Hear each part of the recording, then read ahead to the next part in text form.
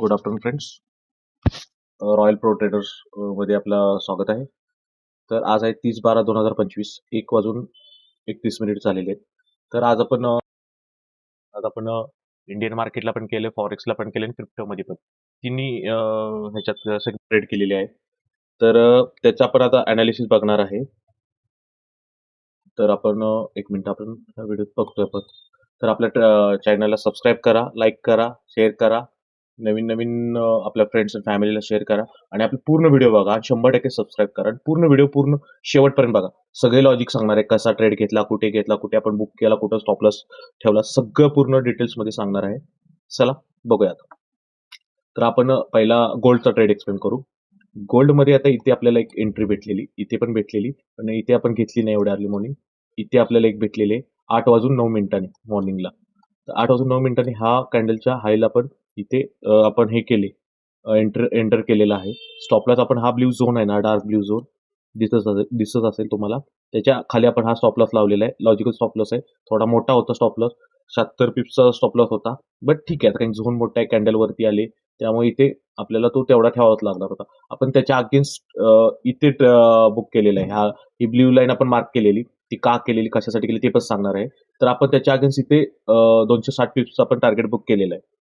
1:3.46 म्हणजे ऑलमोस्ट 3च्या वरती, 3.5च्या वरती आपलं टार्गेट बुक झालं. इथे हा बघा, हा ब्ल्यू लाईनला ट्रेड अचीव्ह झालेला आता 1:18 इथे. इथं टच करून मार्केट रिव्हर्सल आलं, पण आपला ऑलरेडी ट्रेड बुक झाले, ऑल क्वांटिटी बुक झालेले. आता हा लॉजिकल आपण टार्गेट का ठेवलं त्याच्यावर रिझन बघा.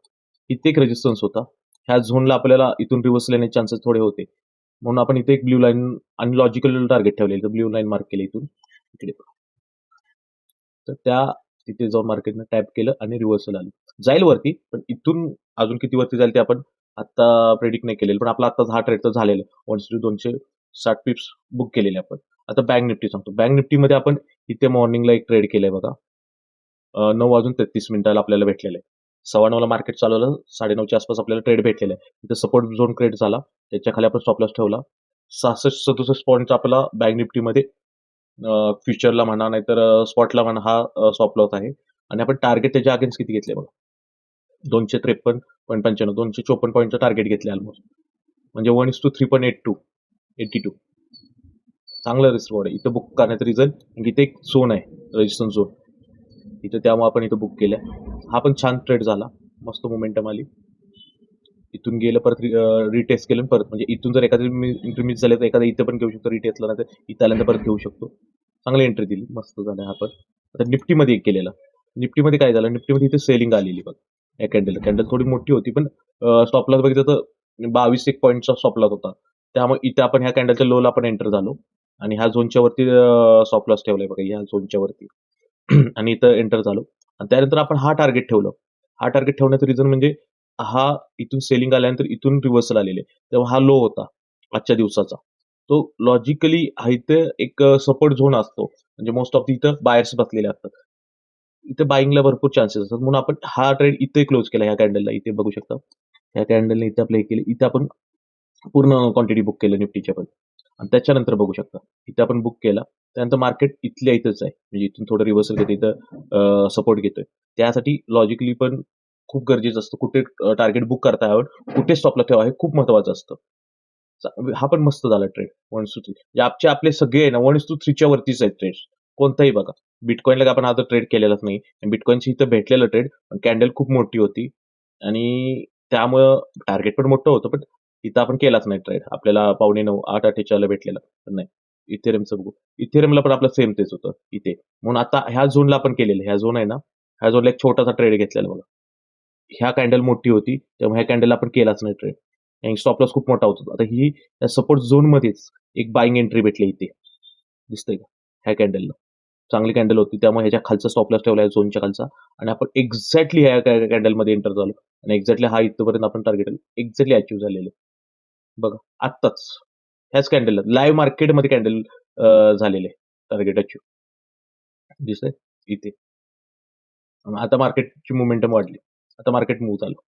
आता सोलानामध्ये बघा, सोलानामध्ये ह्या कॅन्डलच्या हायला आपण इथं बाय सिग्नल आलेला, ह्या कॅन्डलच्या हायला आपण हे केलं, एंटर झालो, इथे स्टॉप लॉस लावला ह्या झोनच्या खाली. आणि टार्गेट हा ठेवला. ह्याच्या पाठीमागे पण लॉजिक आहे. तुम्हाला एक हे लॉजिक दाखवतो. इथं आपण बुक केले, ह्या कॅन्डल बघू शकता इथे.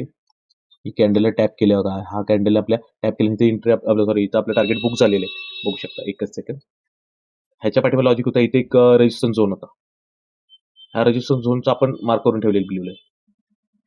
ही पाठीमागून तशी चाललेली आहे. ते आपण इथून सांगतो. इथून आपण ते इथं आपण मार्क केलेलं. बरोबर एक्झॅक्टली आपल्या ह्याला टॅप केलं.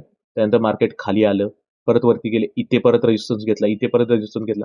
परत इथे एक एंट्री ऍक्टिव्हेट झाली. पण आपला ऑलरेडी इथून ट्रेड झालेला, तेव्हा आपण दुसऱ्या ट्रेडमध्ये एंटर नाही झालेलो. पण आता मोमेंटम छान आली बघा. पण ह्याची इथं जर एखाद्याने एंटर घेतली असेल ना, 1:2 आरामात झाला असेल इथे. इथे आता जरी एखाद्याने एंट्री घेतली तर तुम्हाला दाखवतो. 1:2 च्या वरती तर आरामात गेलं नाही. इथे ह्या कॅन्डलच्या हायला इथे एंट्री हा स्टॉप लॉस ठेवला. आता 1:2 1:2 इथं झालं. 1:3 पण 1:4 पण झाला. 1:4 पण. हे अशी मोमेंटम आहेत. तुम्ही एंट्री कुठे घेतलात हे महत्वाचं आहे बघा. ह्या झोनला बरोबर एंट्री झाली.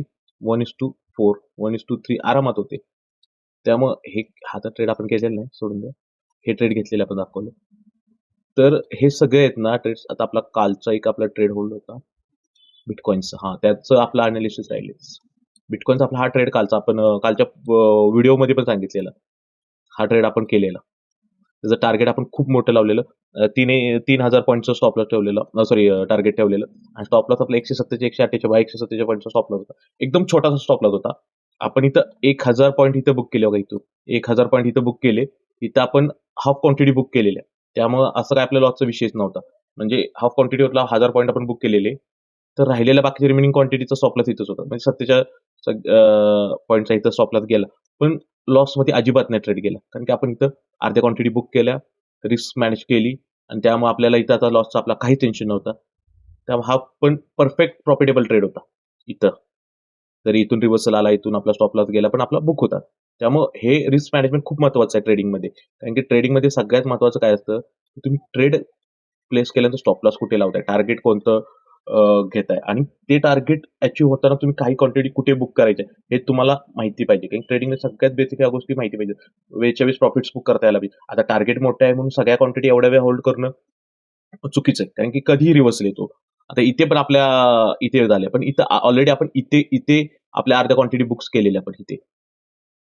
त्याचं पण रिस्क रिवॉर्ड तुम्हाला सांगणार आहे. पण ह्या राहिलेल्या रिमेनिंग इथं झाल्या. म्हणजे इथून जरी रिव्हर्सल आला असता ना इथून, आपल्या अर्ध्या क्वांटिटी बुक झाल्यानंतर, तरी आपण लॉसमध्ये नव्हतो. कारण की आपला ऑलरेडी प्रॉफिटमध्ये ट्रेड होता. हां. इथून हा रिव्हर्सल आला, तरी हा इथे येऊन जर स्टॉप लॉस घेतला असता नाही ना, तरी आपण लॉसमध्ये नव्हतो ह्या पण ट्रेडमध्ये. पण आपलं लकीली आपलं हे पण चांगलं झालं. आपलं टार्गेट पण अचीव्ह झालंय व्यवस्थित. त्यामुळे ॲक्युरसी बघा, ह्या बरोबर आपल्या टार्गेट अचीव्ह झाल्यानंतर इथून रिव्हर्सल. खूप चांगले ट्रेड्स होतात. कोणाला शिकायचं असेल, कोणाला हे करायचं तर आपल्याला कॉन्टॅक्ट करा. आपलं WhatsApp चॅनल आहे, Instagram चॅनल आहे आणि Telegram चॅनल त्याला जॉइन करा आणि आपले सगळे व्हिडिओ पूर्ण बघा, सबस्क्राईब करा, लाईक करा आणि आपल्या फ्रेंड्स आणि फॅमिलीला शेअर करा. ठीक आहे? Thank you.